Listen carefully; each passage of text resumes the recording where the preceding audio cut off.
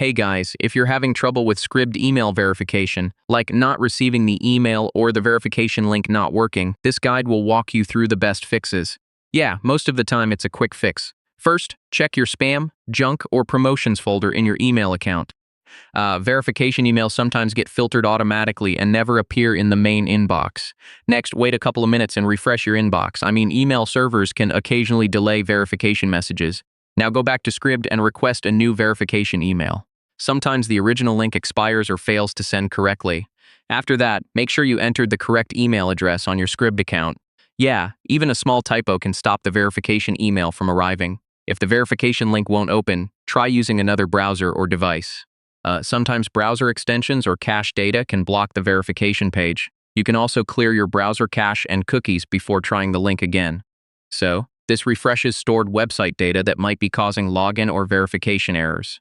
If none of these steps work, contact Scribd support directly. They can manually check your account and help resolve verification issues. Alright, those are the best ways to fix Scribd email verification problems. Hopefully your account is verified and working normally now. Thanks for watching, and I'll see you in the next guide.